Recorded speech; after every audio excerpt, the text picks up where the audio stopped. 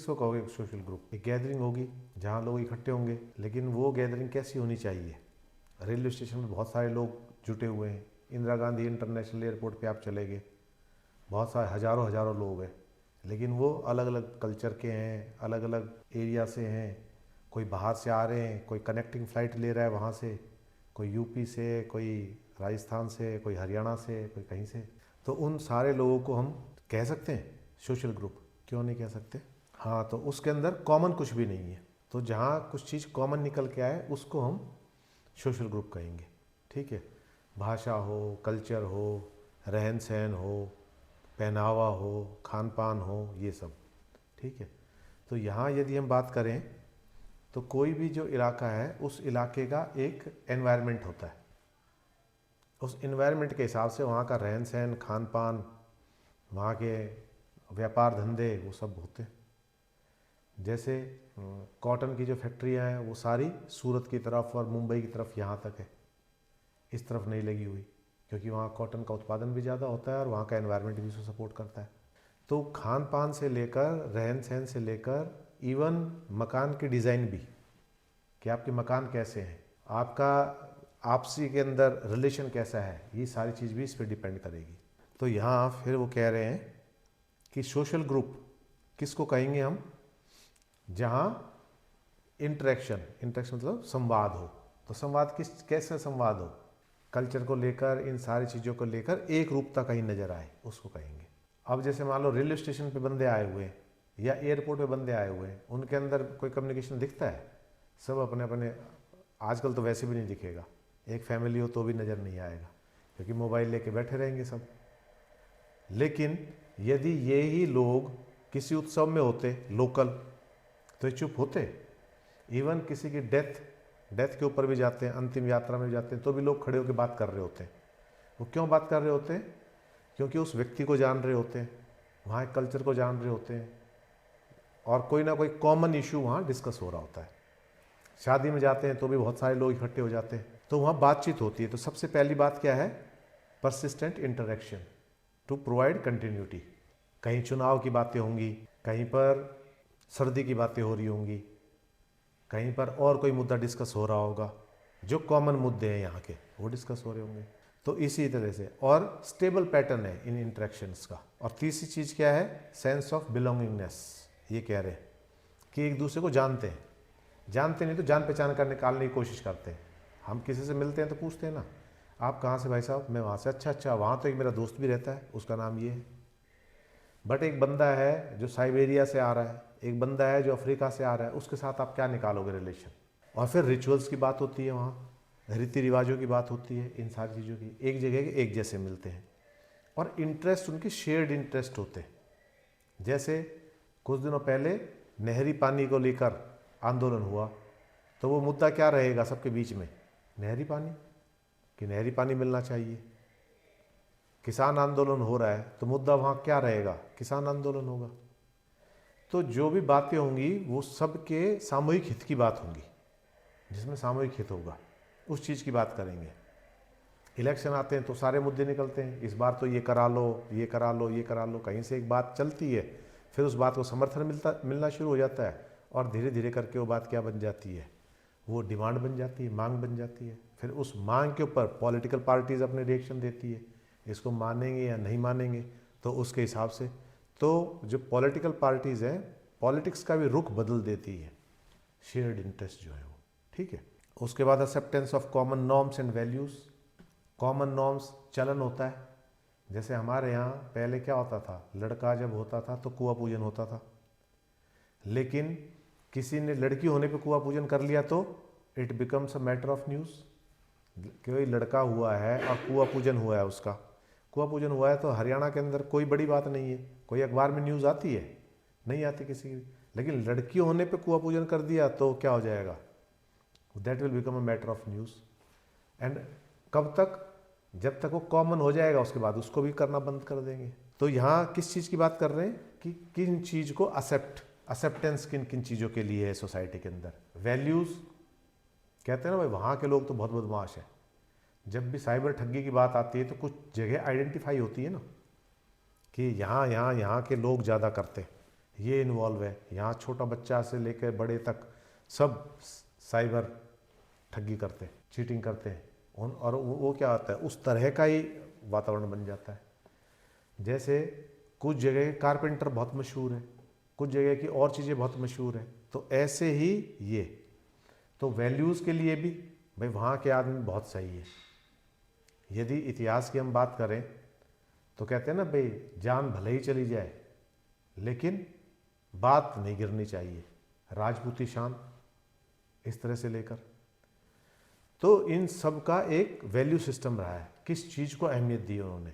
कुछ प्रदेश ऐसे हैं जिसमें महिलाओं को बहुत आदर दिया जाता है, कुछ प्रदेश ऐसे हैं जिनमें महिलाओं की कोई वैल्यू नहीं है, कुछ प्रदेश ऐसे हैं जिसके अंदर लिटरेसी बड़ी अहमियत रखती है। जैसे केरला के अंदर लिटरेसी बड़ी अहमियत रखती है, लिटरेसी लगभग 100% है वहाँ। तो 100% है तो वह 100% ऐसी थोड़ी हो गई, समाज ने उसको वैल्यू सिस्टम के अंदर अडॉप्ट किया है ना कि without education there is nothing. इसलिए उन्होंने चाहे लड़की हो चाहे लड़का हो, सबके एजुकेशन में बराबर ध्यान दिया है, तभी वहाँ लिटरेसी बढ़ी है। कुछ जगह ऐसी है जहाँ वो सोचते हैं लड़के पढ़ लें लड़कियाँ ना पढ़े तो भी कोई बात नहीं है। कुछ जगह ट्रेडिशन है। तो ये सारी चीज़ें मिलकर क्या बनाती हैं, एक डिफाइनेबल स्ट्रक्चर। स्ट्रक्चर कैसा है, वहाँ गांव में जो कच्चे मकान बनेंगे वो एक तरह के बनेंगे, पक्के मकान बनेंगे तो उनका एक पैटर्न नज़र आएगा। जैसे आप यहाँ से निकलना शुरू होगे, आगे की तरफ बढ़ोगे, साउथ की तरफ बढ़ोगे, तो यहाँ सीढ़ियाँ का कल्चर कैसा है, अंदर से, मकान के अंदर से सीढ़ियाँ होती हैं जनरली। जो किराए विराए पे देते हैं बात अलग है, बीच में कल्चर चल गया था अंदर ही, डुप्लेक्स बनने शुरू हो गए थे। लेकिन आप वहाँ जाओगे, वहाँ सीढ़ियाँ कहाँ हैं, बाहर से हैं। हर एक घर के आगे छोटा सा वरांडा होगा जिसमें चप्पल वप्पल सब निकालते हैं, चप्पल बाहर निकाल के अंदर जाते हैं। वहाँ ऑफिस के अंदर भी ऐसा देखने को मिलेगा, ये नहीं है घरों के अंदर, ऑफिस के अंदर भी ऐसा देखने को मिलेगा कि सब चप्पल अपनी बाहर निकालते हैं। लेकिन हमारे यहाँ ऐसा है ही नहीं। क्यों नहीं है, उसका एक रीज़न है, क्योंकि यहाँ सर्दी पड़ती है, सर्दी में फर्श ठंडा होता है, तो इसलिए जूतों के साथ वो कर लेते हैं। ठीक है, यहाँ पहनावा कैसा है, हरियाणा में, राजस्थान में, इनमें जूतियाँ ज़्यादा पहनी जाती हैं। वहाँ की तरफ जूतियों कोई जानता नहीं है।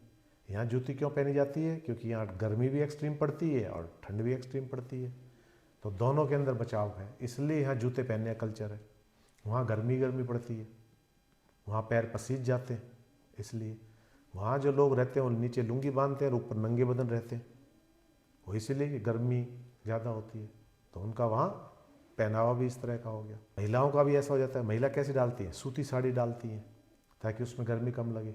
तो ये सारी चीज़ें कैसी हैं, तो सामाजिक ताने बाने को खान पान से लेकर, रहन सहन से लेकर, काम धंधे से लेकर, वहाँ जो चीज़ उपलब्ध है उनसे लेकर, रोजगार से लेकर, ठीक है, ट्रेडिशन से लेकर, कल्चर से लेकर, ये सारी चीज़ उसको डिसाइड कर। आगे देखते हैं टाइप्स ऑफ ग्रुप्स कैसे हो सकते हैं सोसाइटी के अंदर।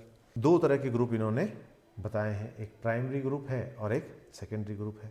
फैमिली, विलेज, ये सारा कैसा हो गया, प्राइमरी ग्रुप हो गया। और जो सेकेंडरी ग्रुप है that is based on something, कोई ऑर्गेनाइजेशन होगी, जैसे बार काउंसिल एडवोकेट्स की हो गई, मेडिकल काउंसिल सारे मेडिकल से एक जगह एसोसिएट हो गए, ये सेकेंडरी ग्रुप्स हो गए। स्कूल है तो स्कूल गोइंग चिल्ड्रन कैसे हो गए, सारे स्टूडेंट्स हो गए।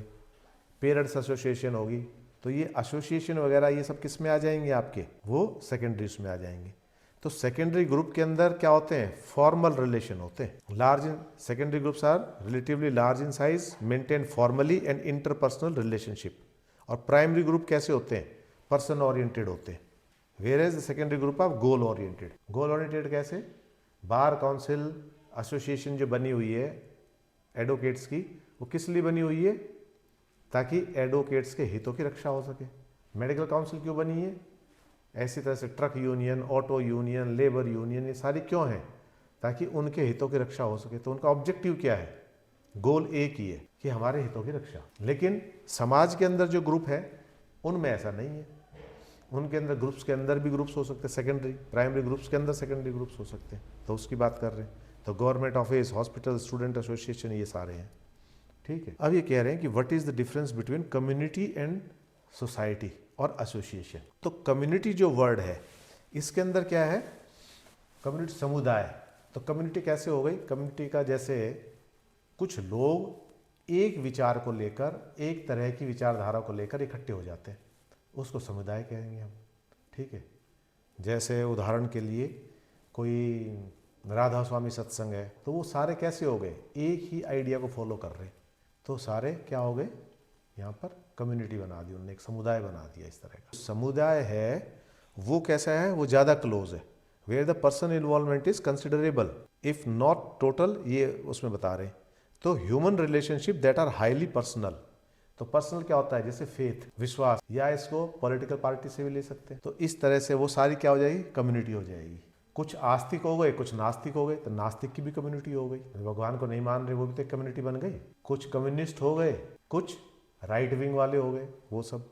तो इस तरह से करके यहाँ बेसिकली किसको रेफर कर रहे हैं, यहाँ ह्यूमन रिलेशनशिप जो है। तो ह्यूमन रिलेशनशिप किसके आधार पर बन रही है, जो मैक्सिमम बनेगी वो किसके आधार पर बनेगी, फेथ के आधार पे, विश्वास के आधार पे, कल्चर के आधार पे वो बनेगी। तो वो हो गया। और सोसाइटी और एसोसिएशन ये इसके विपरीत है। सोसाइटी और एसोसिएशन कैसे हो गई, एसोसिएशन केवल हितों के लिए हो सकती है, उसमें इंटरपर्सनल जैसा कुछ भी नहीं है। ठीक है, उसके अंदर क्या है, एक वकील है, मान लो एक वकीलों की एसोसिएशन बनी हुई है, बार काउंसिल बनी हुई है, उसके अंदर 500 एडवोकेट है, लेकिन वो 500 एडवोकेट्स अलग अलग होंगे। कोई कांग्रेस को कर रहा होगा, वोट दे रहा होगा, कोई बीजेपी को दे रहा होगा, किसी तीसरी पार्टी को दे रहा होगा, कोई किसी समुदाय का पार्ट होगा, कोई किसी समुदाय का पार्ट होगा, कोई किसी भगवान को मान रहा होगा, कोई किसी को, कोई आस्था होगी नहीं आगी, लेकिन इनके गोल्स क्या हैं, वो ऑब्जेक्टिव सेम है। ये किस लिए इकट्ठे हैं, ये उन चीज़ों पे इकट्ठे नहीं है, पर्सनल चीज़ों के ऊपर इकट्ठे नहीं है। ये किस चीज़ पे इकट्ठे हैं, ये जो इकट्ठे हो रहे हैं, ये इकट्ठे हो रहे हैं केवल एक ऑब्जेक्टिव को लेकर, कि बार के अंदर हमारे साथ कुछ गलत ना हो। ठीक है, हमारे हितों की रक्षा करने के लिए देयर मस्ट बी समवन, तो इलेक्ट करते हैं, प्रधान करते हैं, ये करते हैं, और बार बार इलेक्शन होते हैं। और ऐसा नहीं है वो परमानेंट है, आज जिस आदमी को इलेक्ट किया है अगली बार दूसरा इलेक्ट होगा, तीसरी बार कोई और हो सकता है। बहुत सारे लोग चुनाव लड़ते हैं, उनमें रिजेक्ट कर दिया जाता है। तो ये क्या है, ये दूसरे तरह की हो गई सोसाइटीज़, और ये एसोसिएशन अलग हो गई। इनके अंदर सबकी उसके हिसाब से चुना जाएगा, एबिलिटी के हिसाब से, योग्यता के हिसाब से, और फैक्टर्स होते हैं, there are so many factors which are affecting election. तो उसके जो सबसे उपयुक्त होगा उसको चुन लिया जाएगा। इन ग्रुप एंड आउट ग्रुप, बच्चा थोड़े दिन पहले क्या था, प्राइमरी स्कूल का पार्ट था, थोड़े दिन बाद क्या हो गया, वो वहाँ से निकल गया, सेकेंडरी ग्रुप का पार्ट हो गया, फिर स्कूलिंग हो गई उसकी, तो स्कूल का पार्ट खत्म हो गया, अब कॉलेज का पार्ट हो गया, कॉलेज से निकल गया तो एंटर हो रहा है ना, एक जगह से निकल रहा है दूसरी जगह एंटर हो रहा है। एक तो ये हो गया, और दूसरा इन ग्रुप, ये किस चीज़ की बात कर रहे हैं, एक स्कूल में है तो सारे बच्चे एक जैसे हो जाएंगे, दूसरे स्कूल के हो गए वो, the feeling separate us and we from them and they, definition दे दी इन्होंने। जहाँ हम, हमारा स्कूल, उनका स्कूल, आगे भी चलता चला जाएगा। आदमी अलग अलग उसका पार्ट बनता रहता है, थोड़े दिन स्कूल का रहा, फिर कॉलेज का बन गया, फिर प्रोफेशनल एक्टिविटीज़ का बन गया, फिर रिटायर्ड लोगों का बन गया। ये सारे ग्रुप ही तो ज्वाइन कर रहा है आदमी समय समय के ऊपर, उसमें रहते हुए he become a part of association, association का बन गया, वहाँ रहते हुए कोई स्पिरिचुअल ऑर्गेनाइजेशन है उसका पार्ट बन गया, कोई ड्रामेटिक क्लब है उसका पार्ट बन गया, कोई और चीज़ है। तो इंटरेस्ट के हिसाब से आदमी हजारों ग्रुप ज्वाइन करता है। सोसाइटी किस चीज़ पे मेन डिपेंड करेगी कि हम किन चीज़ों को कितनी तवज्जो देते हैं। हीरे की वैल्यू है हमारी सोसाइटी में, लेकिन आदिवासी बच्चे खेल रहे हैं उसके साथ, क्योंकि उनको पता ही नहीं है उसकी वैल्यू का। वैल्यू कौन करता है, जो भी चीज़ें समाज के अंदर रेयर होती है उनकी वैल्यू बढ़ जाती है, और उसके लिए फिर प्रयास होने शुरू हो जाते हैं। मान लो मजदूरी करनी होती, आपने सारे बच्चों ने मजदूरी करनी होती, तो कोई कंपटीशन होता, जहाँ मजदूर सुबह जा खड़े होते वहाँ जा खड़े हो जाते, काम मिल जाता, कर लेते, उसमें कोई योग्यता की बात भी नहीं है। लेकिन चूंकि आप क्या करना चाह रहे हो, सिविल सर्वेंट बनना चाह रहे हो, और सिविल सर्वेंट बनने के लिए वो रेयर है, पूरे इंडिया के अंदर 700-800 पोस्ट निकलती है, लाखों लोग अपीयर होते हैं उनके अंदर से। ये जो रेयर है ये कंपटीशन को जन्म देती है। जिनके लिए हीरे की कोई वैल्यू नहीं है वहाँ बच्चे खेल रहे हैं, आदिवासी उसके अंदर, उनको पता ही नहीं है, कोई भी ऐसी चीज़ है उनके बारे में पता ही नहीं है।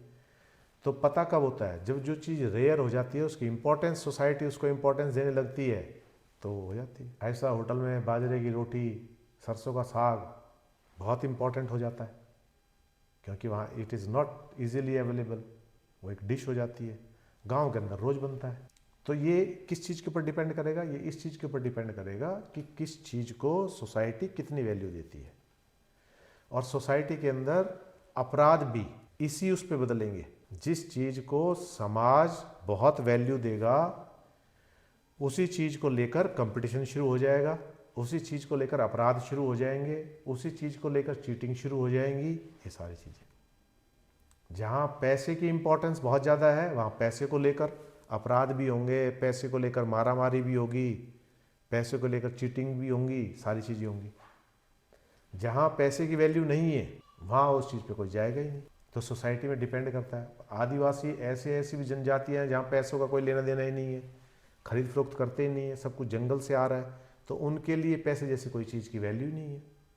They will not value that. जैसे सोना है, गोल्ड है, गोल्ड से आप खाओगे थोड़ी, उसको खा भी नहीं सकते, कुछ और भी नहीं कर सकते ornament, but it is a status symbol. आप पास कितना गोल्ड है वो आपके स्टेटस को डिफाइन करता है। उसके हिसाब से आप सोसाइटी के अंदर अपनी प्रेस्टीज बनाते हो कि she is having that much of gold, इतना गोल्ड है उसके पास, इतनी प्रॉपर्टी है, ये सारी चीज़ें।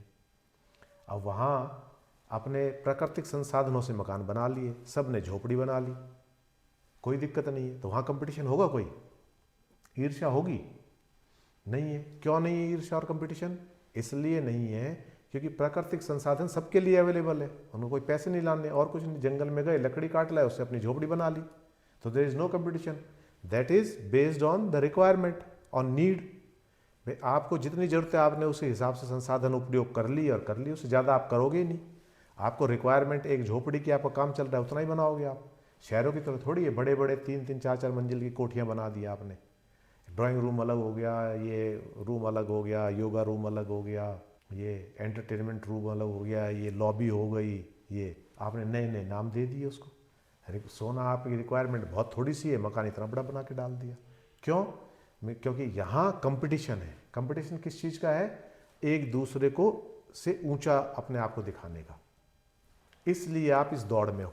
तो जहाँ सोसाइटी भी उसी तरह से रिएक्ट करती है, सोसाइटी के अंदर उन चीज़ों की अहमियत भी ऐसी बन जाती है। सोसाइटी जिस चीज़ को इग्नोर कर देती है उस चीज़ की अहमियत ख़त्म हो जाती है। जैसे मैं बता रहा हूँ कि आदिवासी क्षेत्र के अंदर उनको चाहिए नहीं, ना उनको ड्राइंग रूम चाहिए, ना उनको गेस्ट रूम चाहिए, ना उनको स्टडी रूम चाहिए, उनको नहीं चाहिए तो उसकी इंपॉर्टेंस नहीं है, तो वो अपने रिक्वायरमेंट के हिसाब से बना लेते हैं, जितना ज़रूरी है बस उतना। क्यों? क्योंकि वो मानते हैं कि पूरी प्रकृति उन्हीं की है, पूरा पहाड़, पूरा इलाका उन्हीं का है। वो कब्जा करने की नहीं सोचते। लेकिन यहाँ जब कब्जा करने की सोचते हैं तो फिर क्या है, एक होड़ मच जाती है, और वो होड़ हमारी लाइफ को स्पॉइल कर देती है। चाहे वो पैसों के लिए हो, चाहे वो पद के लिए हो, चाहे वो प्रतिष्ठा के लिए हो। तो लाओ त्से एक फिलोसफर हुए, वो कहते हैं कि सोसाइटी किस चीज़ के ऊपर चल रही है? सोसाइटी उन चीज़ों के ऊपर चल रही है जो चीज़ रेयर है, और उनके कंपटीशन के लिए लोग वाग अपनी ज़िंदगी खराब कर रहे हैं। और यदि ये महत्व सोसाइटी किसी चीज़ को ना दे तो सोसाइटी बड़े आराम से चले। वहाँ महत्व किस चीज़ को देते हैं? किसी चीज़ को महत्व नहीं देते। जब महत्व नहीं देते तो उनकी लाइफ बड़ी इजी है, कोई ईगो नहीं है, कोई दिखावा नहीं है। आदिवासी क्षेत्रों के अंदर जो जनजातियाँ हैं उनके अंदर कोई दिखावा नहीं है। एक जैसे सा पहनावा मिलेगा, एक जैसा सा खान पान मिलेगा, एक जैसे से मकान मिलेंगे उनके जो बना रहे हैं, झोपड़ी बना रहे हैं जैसी बना रहे हैं, तो उनके अंदर वो इजी लाइफ जी रहे हैं, सरल लाइफ जी रहे हैं। लेकिन यहाँ हम क्या कर रहे हैं? यहाँ हम एक दूसरे से आगे बढ़ने की होड़ लगी हुई है, एक दूसरे से आगे बढ़ने की। चाहे वो जॉब हो, चाहे वो पढ़ाई हो, चाहे वो मकान बनाना हो। मैं यहाँ रह रहा हूँ आज, कल को मेरी कोशिश क्या होगी? थोड़े से पैसे मैं और पॉश इलाके में जाऊँ, किसी और जगह जाऊँ, जो सोसाइटी का, जो शहर का जो बढ़िया वो है, वहाँ जाऊँ। वहाँ हो गया तो फिर मैं मेट्रो में जाने की कोशिश करूँगा, मेट्रो में हो गया तो फिर मैं अब्रॉड जाने की कोशिश करूँगा। तो यहाँ क्या है, मैं अपने आप को कंपटीशन के अंदर मैंने डाला हुआ है और निरंतर मैं वो कर रहा हूँ। दूसरा, ये पर्सपेक्टिव डिपेंड करेगा किसके ऊपर, कि आप कैसे हो, आपकी पसंद क्या है। जैसे कल हम पढ़ रहे थे, मार्क्स के हिसाब से सोसाइटी को देखोगे तो सोसाइटी के अंदर क्या दिखेगा आपको? संघर्ष दिखेगा, दो उसके बीच में क्लैश दिखेगी, मजदूर वर्ग के बीच में और कैपिटलिस्ट के बीच में। दुर्खिम के हिसाब से देखो तो सोसाइटी अलग दिखेगी। और इतिहास से भी हम सही नहीं जान सकते, क्योंकि इतिहास के में अंदर सबसे बड़ी कमी क्या है इतिहास आम आदमी की बात नहीं करता। इतिहास किन की बात करता है? इतिहास राजाओं की बात करेगा। इतिहास एक पर्टिकुलर उनकी बात करेगा जो समाज के बहुत ऊंचे स्थान पे है। इतिहास में कहाँ आया कि आम आदमी कैसा रह रहा है, आम आदमी की जिंदगी कैसे चल रही है? एक आदमी के इर्द गिर्द इतिहास बुना जाता है। तो इसीलिए इतिहास से भी सही आकलन नहीं आ सकता। सही आकलन कब आएगा? एक आम आदमी को डिस्कस क्यों करेंगे?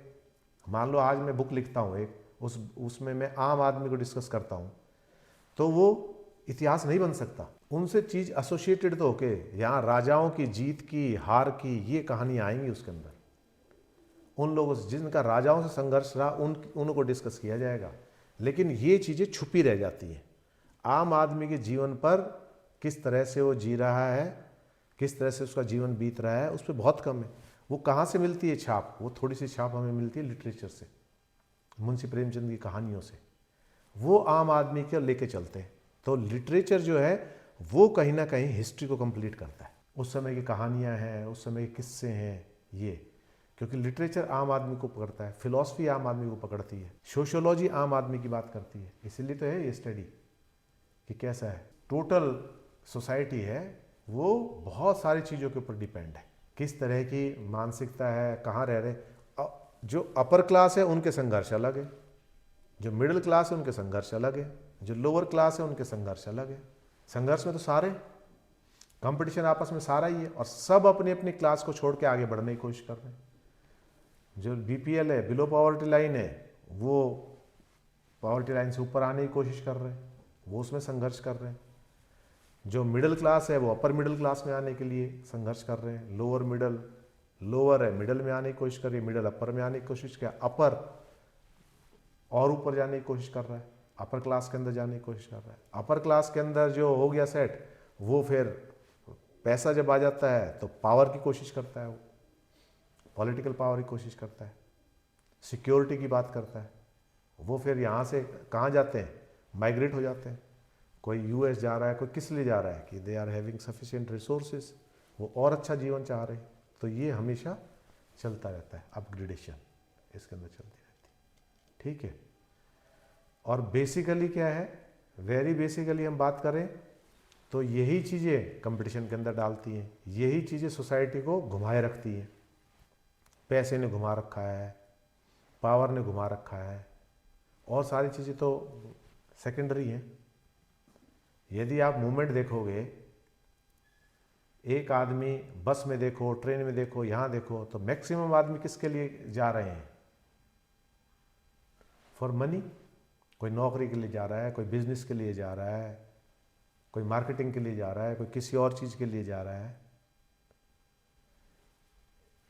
इसके अलावा जाने वाले बहुत कम मिलेंगे। तो कॉमर्स ने सब चीज़ों को घुमा रखा है। कोई केस करने जा रहा है, कोई केस भुगतने जा रहा है, ये सारी चीज़ें। ठीक है। तो ये तो सोसाइटी को जितना डीपली, जितनी समझोगे उतना डीप इसको समझते चले जाओगे। बात ये है। अब रेफरेंस ग्रुप में इन्होंने बहुत अच्छा उदाहरण दिया है।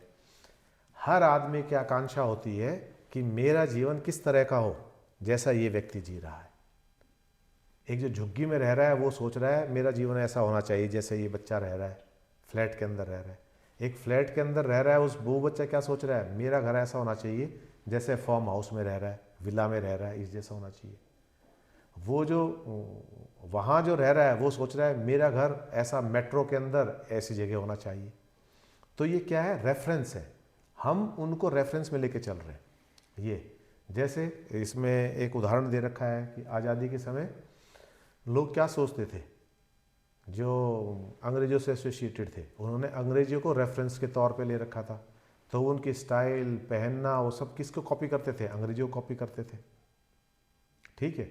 लेकिन उसमें भी दो बातें हो गई थी। वो खुद तो कॉपी करना चाहते थे, लेकिन अपनी पत्नियों को, अपने बच्चों को कैसा रखना चाहते थे? औरतों को, उनको ऐसा ही रखना चाहते थे, क्योंकि उनकी तरह ऊपर नहीं करना चाहते थे।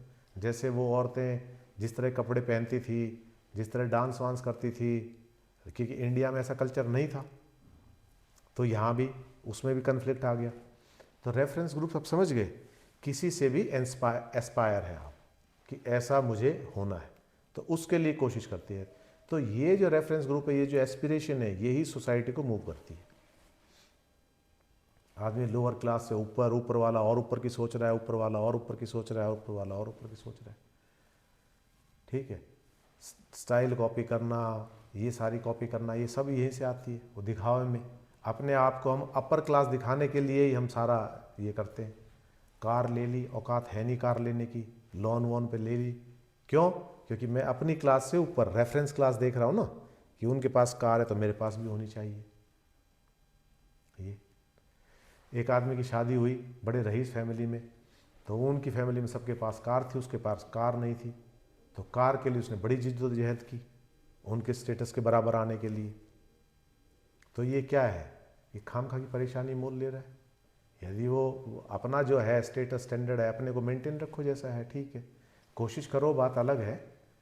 लेकिन यदि उसके लिए आज ही करने की कोशिश करेगा तो कर्जा हो जाएगा और सारी चीज़ें हो जाएगी। तो ये जो उधार की ज़िंदगी जो चली हुई है, वो उधार की ज़िंदगी, क्रेडिट कार्ड हम ले लेते हैं, सब चीज़ों की ईएमआई बना लेते हैं, इसको भी ले लो, इसको भी ले लो, इसको भी ले लो, लेकिन एंड के अंदर जब हम कैलकुलेट करते तो सारी सैलरी तो ईएमआई में ही चली गई।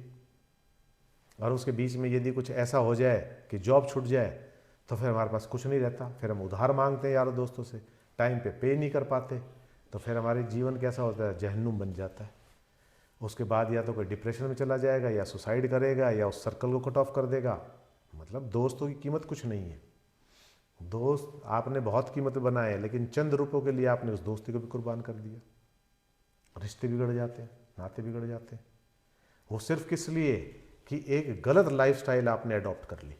इस वजह से यदि आपने सही लाइफस्टाइल अडॉप्ट की होती, आप धीरे धीरे चल रहे होते सब्र के साथ साथ, ठीक है, आप सेविंग कर रहे हो, या इतनी ईएमआई इतने आप मैनेज कर पा रहे हो, कोई दिक्कत नहीं होनी थी, आपके रिलेशन भी बने रहते, चार पैसा आपके पास भी होता, आप किसी की मदद भी कर सकते थे और खुद भी सिक्योर रहते। लेकिन हमने क्या है, हमने शान और शौकत के चक्कर में, दिखावे के चक्कर में, लोगों को दिखाने के चक्कर में, ये भी अभी कर लूँ, ये भी अभी कर लूँ, ये भी अभी कर लूँ, और इस होड़ के अंदर अपनी लाइफ को हम स्पॉइल किए जा रहे हैं। तो ये तो सोसाइटी जो है, लोग जो व्यापारी बैठे हैं वो आपका वैसे शोषण कर रहे हैं।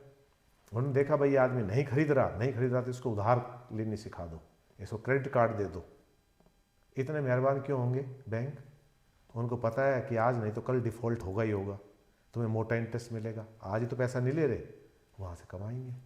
तो इस तरह से हर चीज़ के पीछे छुपी हुई चीज़ देखो कि ये चीज़ मेरे सुख के लिए है या मेरे सुख को खो देगी, ये मैं दुखी हो जाऊंगा इसी की चिंता में। आज जिस चीज़ को आपने ले लिया, एसी ले लिया, गाड़ी ले ली, जो भी ले लिया, जो भी चीज़ आपने ईएमआई पे ले ली, वो ली तो थी सुख को बढ़ाने के लिए, लेकिन जब उसकी ईएमआई नहीं जा पा रही टाइम के अंदर, तो वही चीज़ क्या है, अब आपको चुभ रही है आंखों में वही चीज़ें, सारी चीज़, और उसके सुख का मजा भी नहीं ले पा रहे आप। लेकिन जो चीज़ चिंता मुक्त है, आपके पास सेविंग थी 10,000 रुपये की, आप 2,000 रुपये उसमें से खर्च करके कोई चीज़ लिया है, आप टेंशन फ्री है, उसको एंजॉय कर सकते हो। लेकिन आपके पास थे 2,000 और आपने 10,000 का कर्जा करके एक चीज़ ले ली, जैसे ही ईएमआई आएगी उसकी चिंता शुरू हो जाएगी, तो उसका आनंद भी आप नहीं ले पाओगे। तो सोसाइटी के अंदर जो कंपटीशन है वो भी आपको अलग दिशा में लेके जा रहा है। तो समाज, हम कह ही देते हैं कि समाज का हमारे ऊपर कोई असर नहीं है, लेकिन समाज से आदमी बंधा हुआ है, समाज से आदमी छूट नहीं सकता। हर तरह से समाज के बंधन के अंदर है, वो सामाजिक बंधन में, समाज में जो ट्रेंड चल रहे हैं वो। फिर आगे है पीयर ग्रुप। तो पीयर ग्रुप कैसा होता है? वो है सिमिलर एज ग्रुप में या कॉमन प्रोफेशन के अंदर। जैसे क्लास के बच्चे हैं, 7th क्लास के बच्चे हैं, तो वहाँ पीयर ग्रुप होगा। तो वो पीयर ग्रुप कैसे काम करता है? एक बच्चे ने कुछ कर लिया कि मैंने तो उस कोचिंग इंस्टीट्यूट में एडमिशन लिया है, बहुत अच्छा है, उसने कह दिया, तो दूसरे बच्चे भी कोशिश करेंगे वहाँ लेने की, ठीक है। और एक को कह दिया तेरे पास तो पैसे नहीं है, तो वो भी अपने माँ बाप को मजबूर करेगा कि पैसे दो और मेरे को वहाँ एडमिशन कराओ। या मोबाइल ले लिया किसी पर्टिकुलर मॉडल का, तो उसके लिए पीयर प्रेशर बन जाता है कि मुझे भी दिलाओ, मेरे सब दोस्तों के पास है। जनरली क्या होता है, यही होता है ना कि ये चीज़ मुझे इसलिए दिलाओ क्योंकि मेरे दोस्तों के पास है, ये पीयर प्रेशर है। लेकिन कह दें कि भाई तेरे दोस्तों के पास है, उन सबके इनकम ग्रुप अलग है, उन सबका लिविंग स्टाइल अलग है, उनके माँ बाप, उनका फैमिली साइज़, वो कहाँ रह रहे हैं, उनके खर्चे कितने, ये सब अलग है बेटा, हमारे अलग है, इतना ही तो समझाना है। तो हम उस पीयर को ना लेके हम अपनी ज़रूरत के हिसाब से करें तो हम ज़्यादा सुखी रहेंगे। पीयर प्रेशर के अंदर बच्चे क्या करते हैं, फिर गलत काम करना शुरू कर देते हैं, चोरी करना शुरू कर देते हैं, घर वालों के साथ एक डिफरेंस शुरू हो जाता है, आप तो मेरी कभी मानते नहीं, आप थोड़ी मेरी कभी इच्छा पूरी नहीं कर सकते, आपको तो मैं अच्छा ही नहीं लगता, वो देखो 1 मिनट पे कहने के साथ दिला देते हैं, वो दिला देते हैं, उनकी कंडीशन हमारी कंडीशन दोनों अलग है, इस चीज़ को समझना होगा। तो ये सारी चीज़ें भी समाज के अंदर बहुत सारी चीज़ें फैलाती है, बहुत सारे उसको जन्म देती है। जो जुवेनाइल कोर्ट के अंदर हम जाते हैं देखते हैं तो सिर्फ पीयर प्रेशर के अंदर उन्होंने अपराध किए होते हैं, पीयर प्रेशर के अंदर, बस ये दिखाने के लिए, वो दिखाने के लिए, ये सब, ठीक है। तो सोसाइटी के अंदर जितना डीप जाएंगे उतना ही हम सोसाइटी को समझेंगे और उतना उलझेंगे भी, दोनों बात भी है, क्योंकि बहुत सारे फैक्टर हमें नज़र आते हैं। और हम इग्नोर क्यों कर देते हैं सोसाइटी को? इग्नोर हम इसलिए कर देते हैं, हम सोचते हैं सोसाइटी में तो रह ही रहे हैं, हमें पता ही है, लेकिन पता हमें कुछ नहीं होता। सोसाइटी का कितना प्रेशर हमारे ऊपर है, यदि हम शांति से सोचें तो हम बहुत ज़्यादा प्रेशर में सोसाइटी के, ये तो इस तरह से हमें सोसाइटी को लेना है। ठीक है, कोई क्वेश्चन है तो बताओ।